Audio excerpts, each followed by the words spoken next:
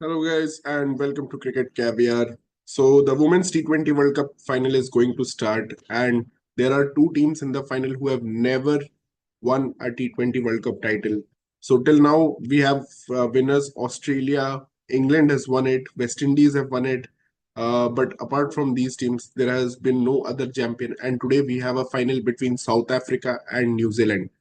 South Africa have come into this final taking their revenge from the 2023 T20 World Cup final, where they were the host nation. They were playing a home final versus Australian team, but they couldn't beat a legendary Australian team. They managed to do it now, and it was a brilliant performance from their captain Laura Wolfdart and Anneke Bosch.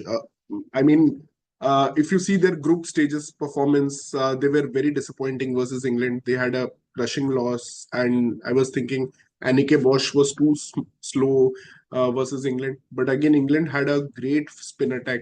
But they got away from that group thanks to England winning against Bangladesh by some big margin, and South Africa and West Indies were the teams that qualified from that group, and Australia and New Zealand obviously qualifying from the other group after New Zealand beat India.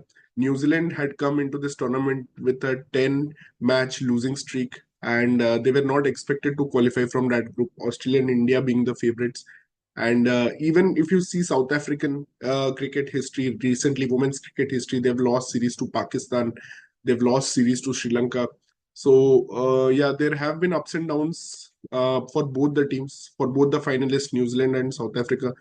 But I want to talk about the semi-final match a bit. Like, South Africa have two of the best seamers. They have two of the best pace women ever. One is Ayabonga Khaka, and the other is Marizan Cap. And apart from that, they have the guile of Sune Loose. And yeah, so this pace attack is just brilliant, especially Ayabonga Khaka and Marizan Cap. They are very economical. They bowl stump to stump.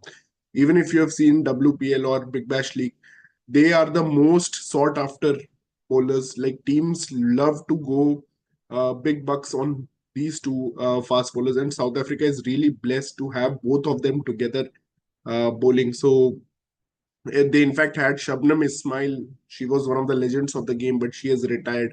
So the pace attack of South Africa was actually legendary, if I say so.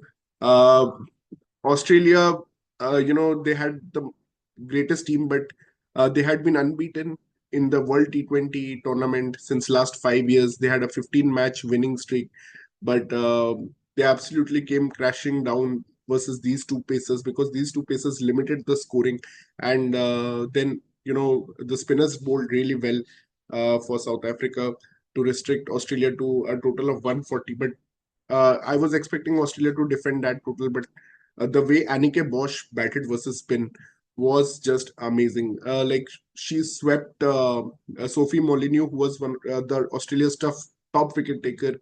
She was able to sweep her. She was able to use her feet and drive her over the infield.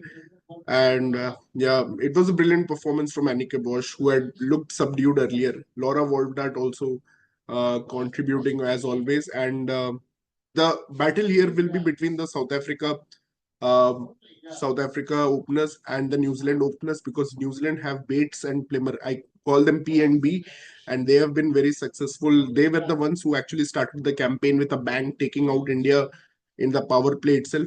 And now let's see what happens in this final, because it's going to be exciting actually. The toss has already happened, so let me tell you, South Africa has won the toss and elected to bowl first. But I just want to talk about the New Zealand West Indies game a bit, because it was one of the games that produced one of the greatest performance from a losing side, I must say. That Deandra Doughton, we may not see her again in playing a World Cup, but what a performance from her, because New Zealand were absolutely cruising at 11 over 63, and she comes and she blows away the middle order of New Zealand. And still, New Zealand, credit to them, credit to their wicket keeper, Izzy, I think Izzy Gaze is her name, Isabella Gaze, and Brooke Halliday. Uh, Actually, Deandra Doughton bowled in a combo with Affy Fletcher.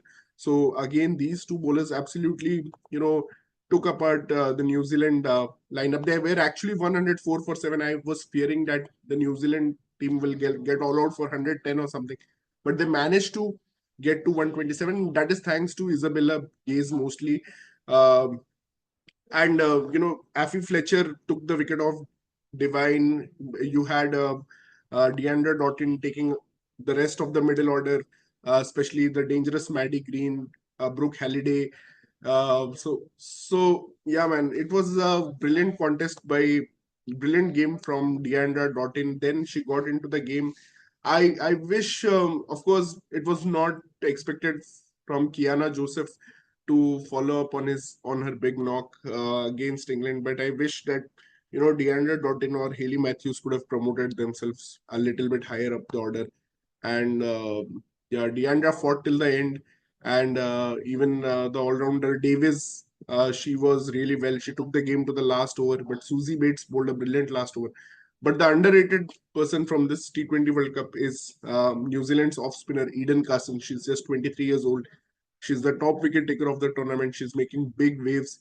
And today, actually, the battle is going to be versus New Zealand versus South Africa. The battle is going to be between New Zealand's spinners and South Africa pacers. Like, if New Zealand spinners can dominate the South Africa spinners, and also the opening combination, who plays better, because both the opening combinations have high pedigree. You have Bates and Plummer at this side, you have Wolfdart and you know there also you have a very good opening partnership.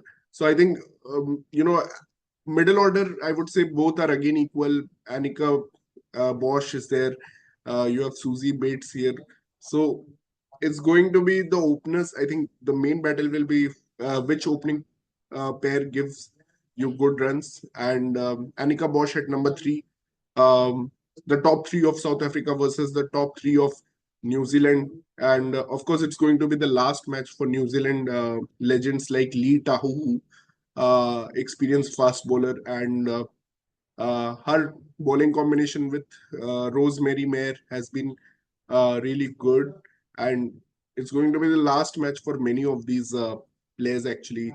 So even Susie Bates will be playing her last match. Probably Sophie Devine will be playing her last match. And New Zealand, what a day they are having today! Like, they've already won a Test match in India after 36 years. They've defended the America's Cup, this sailing championship. They've defended the America's Cup in Barcelona, and today could be a great day in cricket for New Zealand if they can win their first ever Women's T20 World Cup. They have been unlucky actually. They've played two finals and lost twice to Australia in the first two editions of the T20 World Cup. And South Africa has also lost to Australia once. So it's going to be a great battle. I'm looking forward to what special performances can be put by the people who have regularly performed in the tournament. Or will we see a new person coming up like Chloe Tryon? She's yet to hit her straps with the bat. Or, so the lineups I must announce: Laura Wolfdart, Tasmin Brits. Yeah, Tasmin Brits is the opener. Annika Bosch, Marizanne Cap, Chloe Tryon, Sunelus, Dirksen, Nadine de Klerk, Jafta, M. Laba, and Ayabon Khaka. And for New Zealand, you have Susie Bates, Georgia Plummer, Amelia Kerr, Sophie Devine, Brooke Halliday, Maddie Green, Isabella Gaze, Leah Tahu, Rosemary Mayer, Eden Carson, and Fran Jonas. Even Fran Jonas is underrated. Maddie Green and Brooke Halliday have been brilliant in the middle order. They've been scoring so many runs at a higher pace. And Amelia Kirk, let's not forget her contribution with the leg spin. She's been bowling in combination with both the spinners, Fran Jonas and Eden Carson, and she has been great too. So uh, I am going to actually go with the South Africa win, because I think New Zealand fielding was really poor against that game versus West Indies, whereas South African fielding is much more assured. And in women's cricket, you always back the better fielding side. So I'm going with South Africa win, and also they have players who can play spin well. I'm not sure if Bates and Plummer can have a fast start versus good paces. They had a fast start versus someone like Deepti Sharma of Australia, but whenever there has been a good pace attack at them, Bates and Plummer have been subdued a little bit. So yeah, let's see what happens, guys. And I'm predicting a South Africa win and a historic first World Cup win. I think it will be the first white ball trophy for either side. New Zealand and South Africa men's team has also not won any World Cups till now. They have just won a Champions Trophy each, maybe. So it's going to be a historical day for either of the nation. Thank you so much for watching Cricket Caviar. Please subscribe our channel, Cricket Caviar.